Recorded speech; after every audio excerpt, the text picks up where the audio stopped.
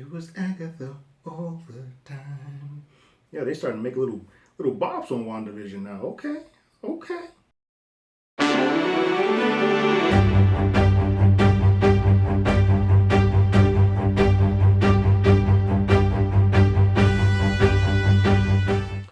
Hello, everyone. Terrence here with Hollywood Already Did It. If you haven't already, go like, share, subscribe to the channel, ring that bell below. Anytime we have something, you'll be among the first to know.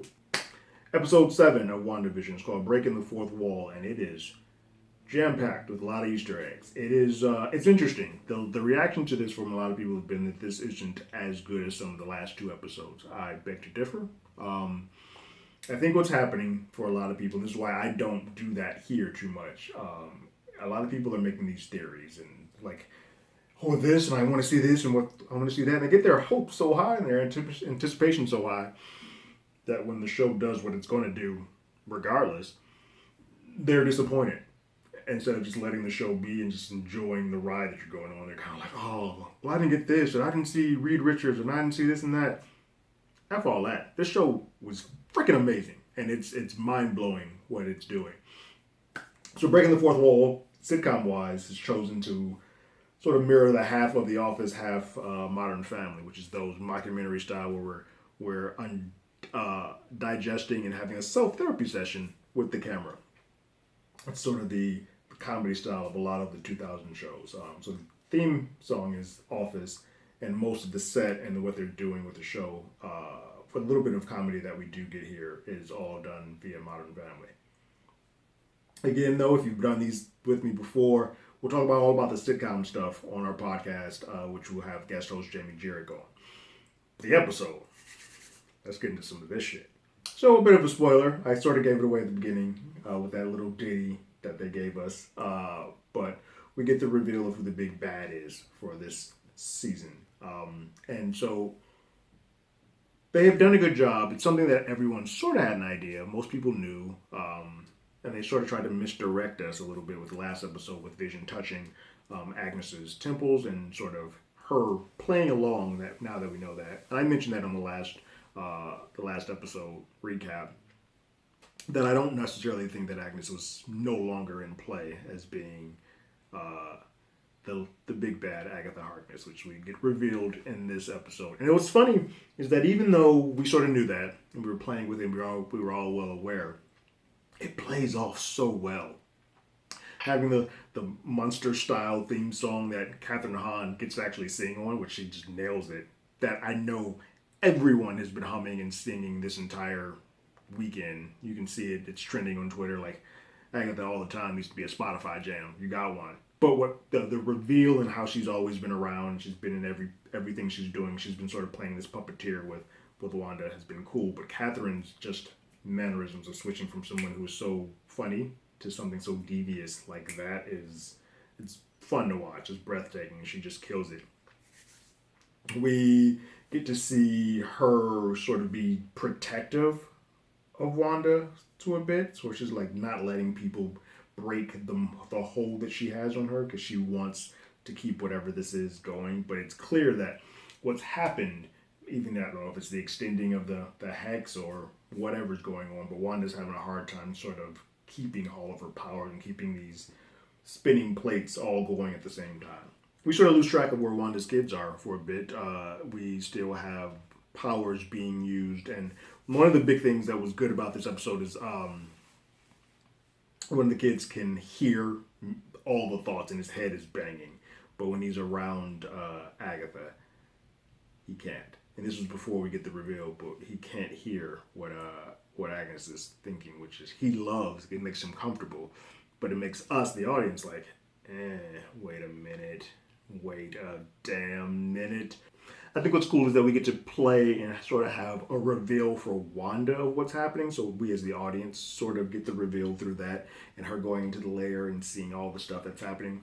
What I believe is the Darkhold, which can open up a lot of stuff for the future. We got witches on the boards, but that also starts putting stuff in like werewolves and vampires. I see you, Blade. I see you. Starts putting all that stuff on the table. It just becomes a fun, like this world is starting to open up more and more. Even if they don't use it in this series, the seed's been planted for whatever they do On the flip side of that, Vision has been spending this episode just kind of off doing his own office / episode with Darcy, who is now inside of the Hex, and quickly sort of relieves her of her visage of being unknown to what's happening to her, and sort of puts her back on the map. And they kind of go on this little road trip to Darcy sort of explains to Vision what's been happening with his life, because he can't remember anything, and how he got here, how he was created, what Wanda's had to go through, and why Wanda has been put in this situation. Now he sort of starts to understand more why Wanda is doing what she's doing. While he doesn't seem to agree with it, he now sort of seems to understand it. Monica. What I love about this show is that, and I love what these Disney Plus series are going to do, is one, it allows us to spend a little bit more time with characters that don't really get films, or we don't spend that much time with in films, but it also can be sort of a launching pad for other smaller characters that are sort of a side character that would never see the light of day having their own film. Monica Rambeau being the biggest of that. So in this episode, she's doing everything possible to get back into that Hex, and she creates and has this whole team of people create this truck that is going to be prepared to drive through the Hex. It doesn't quite work out the way she wants, and it spits it back out half hexed side and half sword side, or whatever they created side. And so she's like, screw it, I'm just gonna walk in here, and goes through and gets powered up. But what's funny, it's like if you pay attention, cut the volume up a little bit, listen. She's hearing voices of herself. She's hearing voices of Nick Fury. She's hearing voices of herself as a little kid. She's also hearing a little bit of Carol Danvers and Mom in there. She's hearing all of that as everything's sort of hitting her, and then her eyes go white and blue. And she's in Spectrum mode when she comes out of that bad boy, which is just fun to watch. She's seeing colors and patterns and everything kind of torn up. Doesn't quite know what the hell's happening with her. She doesn't know how powerful she is, but we as the audience know what's about to happen to her. She sort of already has the look. She just needs a badass jacket to put on. She just walks up on Wanda's place like, hey, yo, you got to stop this. And you got to be a bold person to not be afraid of Wanda. Just walk up into her house like, hey, yo, you losing it. We need to have a talk. I'm in pain. You're in pain. We need to work this out.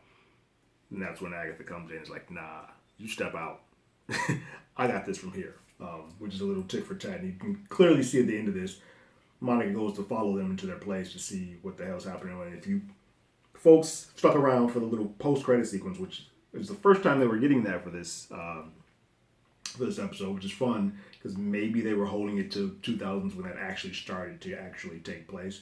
But we go to post-credit with Monica snooping around Agatha's place, and Snoop going to snoop with Pietro. Still is on the board, which obviously Pietro is not her brother Pietro. So I think one of the other reveals that all these actors have been saying, there is a person that is going to blow your minds. I think the reveal of whoever they have that Pietro actually is going to be an actor that blows a lot of people away. But it's clear that that's not who that is. I don't know where we go comedy-wise from here. I don't even know if we do any more comedies. We might be doing two straightforward Marvel-esque type of films, but I'm okay with that.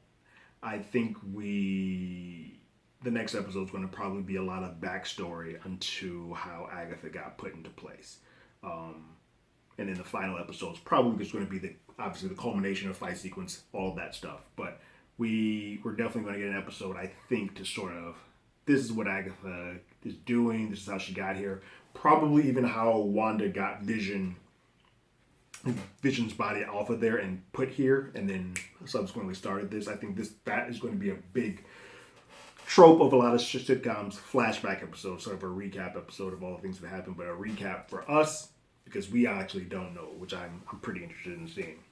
The only other thing that really happens in this episode is outside of it, the director of S.W.O.R.D., Hayward, is about to plan some type of assault on the Hex. So I don't know how he plans to get in there. I don't know what that is, but I think, like I said, I believe the next episode is going to be more of a how this started before we get the culmination. So I think he won't actually get in the Hex or start doing anything to the tail end of the last episode, and we'll sort of have that be the bridge or the lead in. And I also think that the engineer still isn't on the board. Whoever it is, or the aerospace engineer that Monica keeps talking about, that wasn't who that was at the camp base site. I think we're going to still get a play as to who that is. And I'm not making any assumptions or theories of who the hell that is because that's not fun for me. Might be fun for you guys. Go ahead and have a way at it. But I like to keep my expectations tempered so that when I do get stuff, I'm like, oh yeah, that was fun. Well done. Well done. What did you guys think about the 7th episode of WandaVision, Breaking the Fourth Wall? Is it living up to your expectations? Is it still something you're amped up about? And who do you think, Pietro really is? Is that the Darkhold? And more importantly, when this is all said and done, how sad are we all going to be? Because this looks like this is going to be heading for some very, very painful stuff. So at this time, go ahead and leave your comments in the comments below. If you haven't, you can follow us on Twitter at HollywoodADI, or you can hit us on email at HollywoodAlreadyDidIt@gmail.com. We also have a podcast by the same name that's on Google Podcasts, Spotify, Apple Podcasts, anywhere that plays podcasts. We're doing the history of sitcoms through WandaVision with our guest host, Jamie Jurek. It's going to be fun to talk about the Modern Family style of comedies. We also have a sister podcast called You Can't Do That Anymore. We talk about classic films like American Beauty or 16 Candles and discuss what they did back in the day, if they can do those things today through the eyes of 2021. And like always, I got my ticket. You got yours.